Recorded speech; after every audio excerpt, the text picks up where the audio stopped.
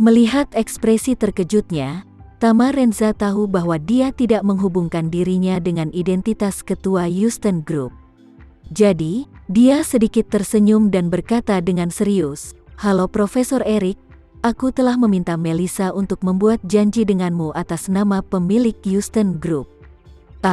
Astaga, Eric Hartono tiba-tiba berdiri dan berkata dengan kaget, Kamu adalah ketua Houston Group." Tama Renza mengangguk dan berkata terus terang, "Iya, Profesor Eric, aku memang ketua Houston Group."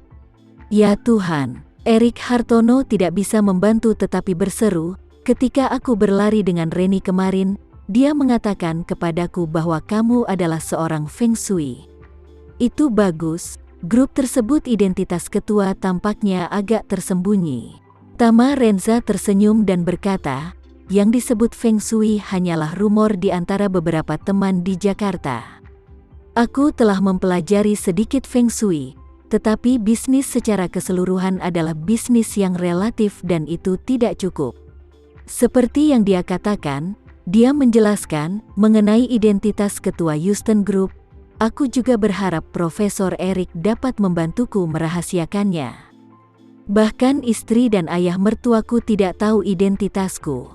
Jangan beritahu orang lain, terutama Bibi Reni." Eric Hartono tidak dapat menahan diri untuk bertanya, "Aku tidak yakin tentang satu hal. Dengan identitas sebesar itu, bagaimana kamu menyembunyikannya dari istri dan ayah mertuamu? Apakah mereka tidak tahu apa-apa tentang keseluruhan proses pembentukan Houston Group?" Tama Renza menjelaskan, "Meskipun Houston Group adalah milikku sekarang, ia tidak didirikan olehku. Grup Houston telah berdiri selama hampir 10 tahun, dan aku baru mengambil alihnya musim panas lalu. Adapun keluarga, itu terutama karena beberapa individu. Alasannya tidak nyaman untuk memberitahu mereka untuk saat ini." Eric Hartono terdiam beberapa saat, mengangguk ringan, dan berkata, "Oke, aku berjanji tidak akan memberitahu orang lain tentang ini, tetapi aku tidak yakin. Apa tujuanmu mencariku hari ini?" Tama Renza berkata dengan serius, "Pengiriman laut telah mendapatkan momentum baru-baru ini. Aku pribadi ingin berinvestasi dalam bisnis ini, tetapi aku sedikit memiliki masalah karena tidak memiliki bakat manajerial yang sesuai." Dengan itu, Tama Renza memandang Eric Hartono dan melanjutkan, "Melissa memperkenalkanmu kepadaku, mengatakan bahwa Tuan Eric sangat mampu akan hal ini dan dihormati olehnya. Jadi aku ingin bertanya, Profesor Eric, apakah kamu tertarik untuk mengikutiku untuk kerjasama?" Setelah mendengar ini, Eric Hartono menggelengkan kepalanya sedikit, dan berkata dengan tulus, "Maaf, Tuan Tama Renza, sejak aku mengajar di MIT, aku telah memutuskan untuk berhenti dari pekerjaan ini." Tama Renza tidak menyangka bahwa Eric Hartono langsung menolaknya begitu dia muncul. Jadi dia bertanya, "Profesor Eric, jika ini tentang uang, semuanya sebenarnya mudah untuk dibicarakan. Kamu hanya perlu menyebutkan nomornya dan kamu akan ditampung." Eric Hartono menggelengkan kepalanya dan berkata, "Tidak, ini bukan masalah uang. Itu keputusan pribadiku. Aku telah bekerja di beberapa perusahaan Fortune 500 selama 20 tahun. Aku telah memeras otak selama 20 tahun terakhir untuk memikirkan cara membantu perusahaan menghasilkan uang. Lebih banyak keuntungan, yang membuatku merasa sangat tidak berarti. Jadi aku memutuskan untuk mengajar dan menggunakan cara lain untuk membuktikan nilaiku." Tama Renza bertanya dengan bingung, "Mengapa membantu perusahaan membuat lebih banyak keuntungan membuatmu merasa bosan? Bukankah pengajaranmu sekarang juga membantu sekolah mengembangkan lebih banyak bakat?" "Aku pikir tidak ada apa-apa di antara keduanya. Mereka benar-benar berbeda." Eric Hartono tersenyum tipis dan berkata dengan serius, "Sejujurnya, aku bukanlah orang yang sangat mencintai uang." Dengan itu, Eric Hartono berkata dengan sedikit emosi, "Sebenarnya, setelah uang mencapai level tertentu, itu tidak masuk akal bagiku. Kondisi hidup aku pasti sudah diperbaiki sejak aku berpenghasilan $500 juta setahun hingga ketika aku menghasilkan $10 juta Amerika setahun. Standar hidup dan kondisiku sama seperti ketika aku menghasilkan $500 juta setahun. Meskipun aku bukan orang kaya, aku telah bekerja selama bertahun-tahun dan telah menghemat puluhan juta dolar. Selain itu, aku telah melakukan beberapa investasi saham. Aku memiliki beberapa saham Apple dan Tesla. Jika kamu mendiskon semuanya, kamu mungkin mendapatkan 2 hingga 300 juta dolar.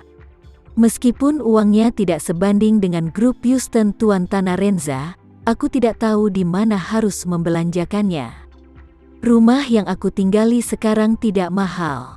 Semua investasi dijumlahkan, dan jumlahnya sekitar 1 juta. Aku bisa membeli rumah yang mahal. Aku hanya merasa terlalu merepotkan untuk ditinggali, dan itu tidak perlu. Mobil yang saya kendarai adalah Tesla. Ini yang paling umum. Ini ekonomis dan ramah lingkungan. Jika semua investasi dijumlahkan, jumlahnya kurang dari $60.000 Amerika. Dan pengeluaran bulananku, hanya beberapa ribu dolar saja sudah cukup. Dan gajiku saat ini saja sudah bisa menutupi semua pengeluaran ini. Adapun sisa uangnya hanya dapat disimpan di rekening bank. Itu benar-benar kehilangan likuiditasnya. Tidak peduli berapa banyak uang yang aku hasilkan, aku akan menyumbangkan semuanya untuk amal di masa depan. Jadi bagiku, aku merasa sebaiknya aku mengajar dengan tekun di sini. Tama Renza bertanya dengan heran, apa kau tidak akan meninggalkan sejumlah besar uang untuk anak-anakmu? Erik Hartono tersenyum dan berkata, aku benar-benar tidak memiliki pemikiran tentang ini. Anak perempuanku seumuran denganmu, dan kondisi kehidupannya hampir sama denganku. Dia bisa menghasilkan uang, tetapi dia tidak akan menghabiskan uang sama sekali, dan dia tidak memiliki motivasi untuk membelanjakan uang. Tama Renza tidak bisa menahan perasaan agak sulit ketika dia mendengar ini. Erik Hartono jelas tidak tertarik pada uang dan hanya ingin mengajar dan mendidik orang. Dalam hal ini, apa yang dia lakukan untuk membuatnya terkesan dan bersedia melakukannya bersamanya? Setelah memikirkannya, Tama Renza tidak memikirkan cara yang baik. Namun, sketsa hitam putih di dinding kantor Hartono menarik perhatiannya. Goresan sederhana pada sketsa itu hanya menggambar bentuk pohon. Sepertinya tidak aneh. Bahkan kebanyakan orang hampir tidak dapat membedakan spesies pohon ini dari bentuknya. Tapi Tama Renza masih melihat lukisan itu dan berkata dengan penuh minat, Profesor Erik, apakah kamu menggambar sketsa ini sendiri? Erik Hartono bertanya dengan rasa ingin tahu, bagaimana kamu tahu? Aku juga tidak menandatanganinya. Tama Renza tersenyum dan berkata, karena aku tahu pohon ini. Oh ya? Erik buru-buru bertanya padanya, karena kamu tahu pohon ini, bisakah kamu memberitahuku sesuatu tentang itu? Tama Renza mengangguk dan tersenyum. Profesor Erik, pohon yang kamu lukis sebenarnya adalah pohon redwood di California, Amerika Serikat. Erik tercengang sejenak. Kali ini, Tama Renza melanjutkan, sebenarnya, goresan sederhana ini seharusnya diambil dari lambang Universitas Stanford. Jika aku ingat dengan benar, pola di tengah lambang Universitas Stanford adalah seperti ini. Pohon cedar merah, Erik bertanya dengan heran, apakah Tuan Tama juga lulusan dari Stanford? Melihat ekspresi kegembiraan Erik Hartono, Tama Renza buru-buru menjelaskan, maaf, Profesor Erik, aku bukan lulusan Stanford. Erik bertanya dengan bingung, lalu bagaimana kamu tahu bahwa pohon cedar merah yang aku lukis adalah yang ada di lencana Universitas Stanford? Jika kamu tidak memiliki pemahaman yang mendalam tentang Stanford, kamu mungkin tidak akan mengingat pola di lencana sekolah. Apakah aku benar? Sekian dulu ya video kali ini, kita lanjutkan lagi videonya di lain waktu. Oh iya, bagaimana menurut kalian? Semoga bisa sedikit menghibur kalian semua. Untuk teman-teman yang baru nonton jangan lupa subscribe ya hehehe. Dan kalau teman-teman ada yang ingin gabung langganan bisa langsung gabung saja untuk dapat fitur yang menarik dan sedikit membantu Mimin. Terima kasih banyak sudah menonton, sampai jumpa lagi, bye.